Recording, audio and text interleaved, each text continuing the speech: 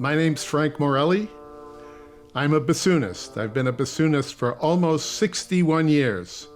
From the time I was given the opportunity or asked the question by my high school band director, "Hey, Morelli, you want to try playing the bassoon?" And I thought, deep thought, well, I guess so. Okay, I'll give it a try. I had been a saxophone player, but in the 9th grade, I had this opportunity to try the bassoon. And that serendipitous but significant occurrence changed the course of my life the first time. My name is Logan Stokes, and I play the bassoon. So I started in middle school. I started on the clarinet, and I just played for fun. I played with my friends, and I didn't think too much of it, just went through the motions of school. And then as I transitioned into high school, I was told, or really recommended, to play the bassoon, or like I wouldn't play in the top ensemble if I didn't. So I was pretty reluctant, and I really didn't know how to play the bassoon for quite some time. I remember getting it.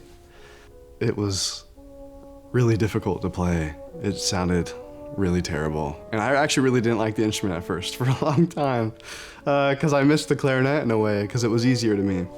But over time, I just kept at it, and I liked the community in high school, and it just gave me an opportunity to keep playing the bassoon. And then once COVID hit, I had nothing to do, so I just learned the bassoon. Like, I actually put my time and effort into that. Sometime in high school, I got this sense that this science and stuff wasn't really a love, but I loved music. I started taking the bassoon more seriously and even found a teacher near us that played the bassoon. I thought I'll go to Manhattan School of Music, or I applied to the Manhattan School of Music back in New York. I had heard of the bassoon teacher there, one of the bassoon teachers, Stephen Maxym. Somehow he saw some spark in me, and I'm not being modest. I mean, I wasn't even a diamond in the rough. I was a pebble in the rough, or whatever I was. And he said to me, "You have a lot to learn," he said, "but I sense that there are things that you're doing that are instinctual, and if you promise to work hard, I'll take you as my student." And oh yes, I'll work hard, And that really was the thing that literally changed the course of my life, because he led me to whole new horizons, new concepts in what I might do with my life. And that's why I'm here today.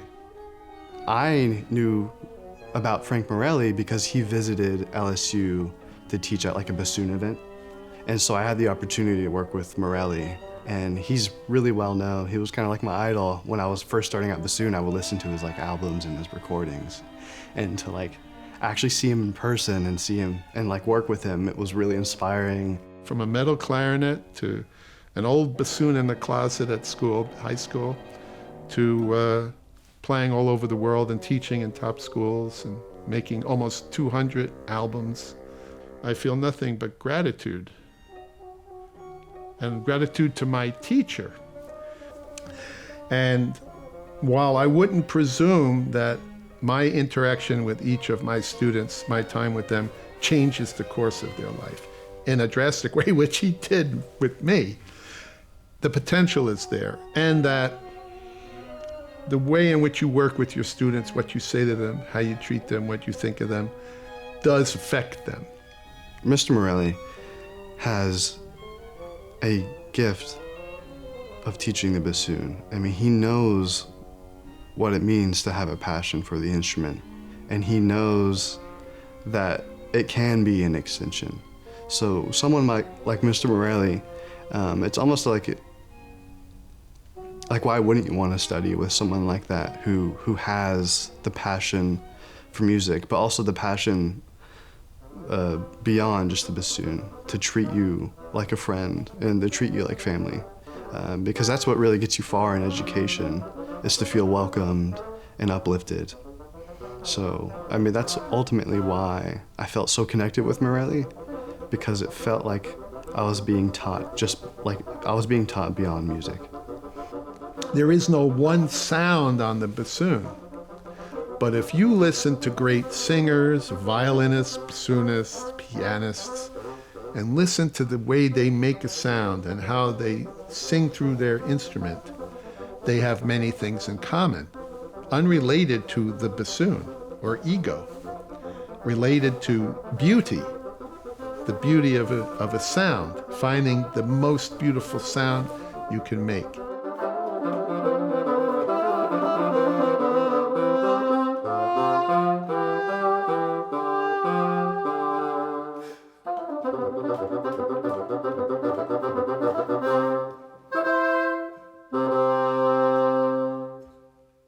You need someone to obviously point out your mistakes and the things you're doing wrong, but you also need someone to be able to guide you and to know your potential and to help you get there.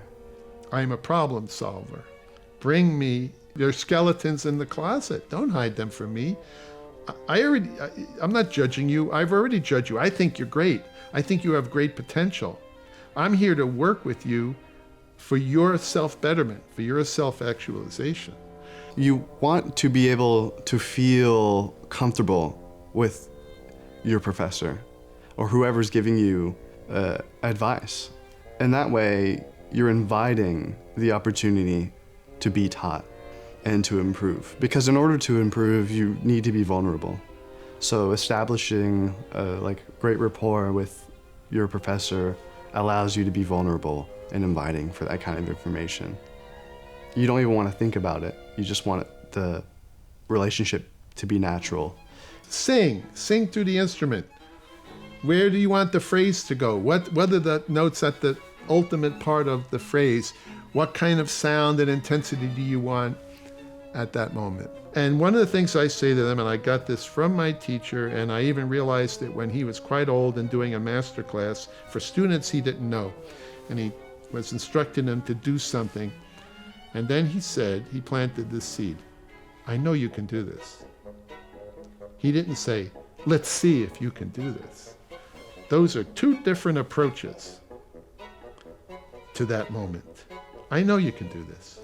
But the point is, and I always say to them, if it takes 2 minutes or it takes 2 months, we'll get it done. It'll take the time it's needed. Something that he always tells all the students is that we're all capable. We're all capable of winning jobs.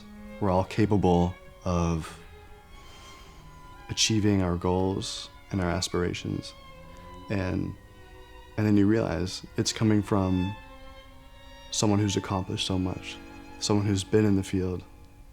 The motivation in the end of the day is to make something more beautiful than it was. It's not about me. It's about them. And that's where I keep my focus. The instrument is your voice. It's not just a piece of mechanical equipment. You need that, a piece of equipment, you have to master it. But why? Because you have to have the ability to freely use it as your voice. I think it really represented my voice, like my inner voice.